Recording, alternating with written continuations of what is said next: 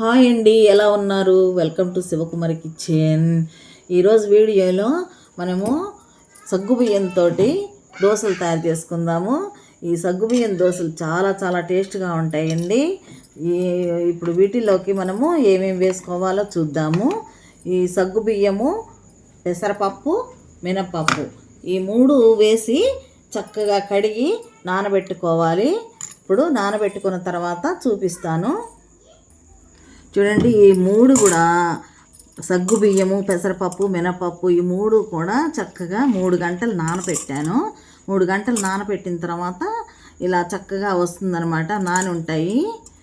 చూడండి, 3 గంటలు నానబెట్టుకోవాలి. 3 కలిపి శుభ్రంగా కడిగి పెట్టాను. చూడండి, ఇదిగో ఇలా అంటే నలిగిపోతుందన్నమాట.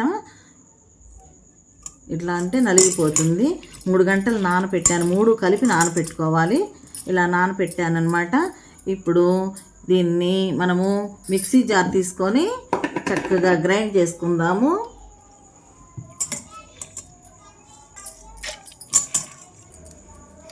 చూడండి, మిక్సీ జార్లో వేసుకున్నాం కదా.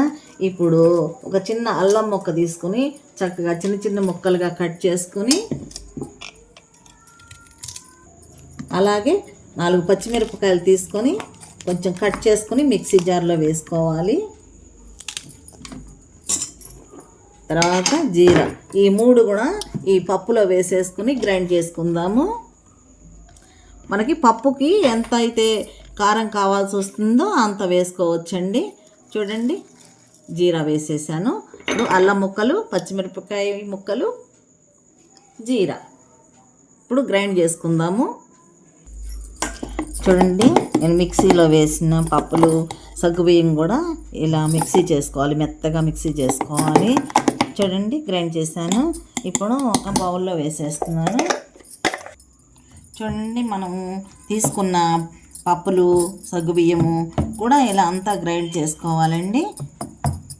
నేను తీసుకున్న పిండి మొత్తం కూడా చక్కగా గ్రైండ్ చేసి పెట్టాను. ఈ మాత్రం లూజ్ ఉండాలన్నమాట.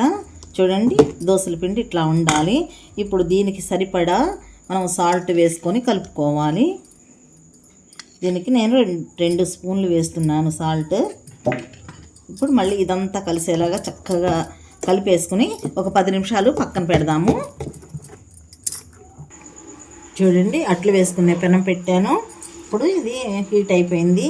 కాస్త 2 చుక్కల ఆయిల్ వేస్తున్నాను. ఎక్కువ వేయొద్దు, కొంచెం వేసుకోండి.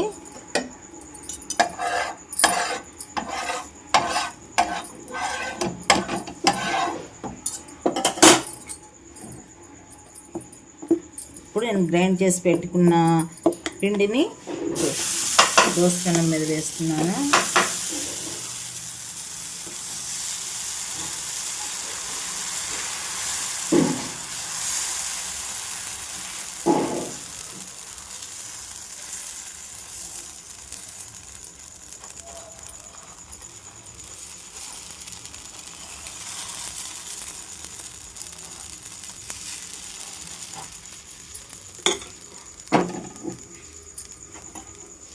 చూడండి, మనం దోశ వేసుకున్న తర్వాత చక్కగా ఇట్లా ఆయిల్ అప్లై చేసుకోవాలి కొంచెం పైన.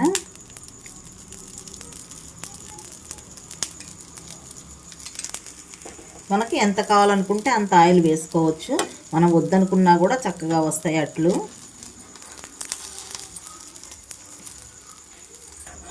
చూడండి, ఈ దోశ ఒకవైపు కాలింది, రెండో వైపు తిప్పేసుకోవాలి. చక్కగా 2 వైపులా కాలింది దోశ. ఇప్పుడు తీసి వేరే ప్లేట్లో వేసేస్తున్నాను. ఇప్పుడు మన దగ్గర ఉన్న పిండి మొత్తం కూడా ఇలాగే వేసేసుకోవాలి.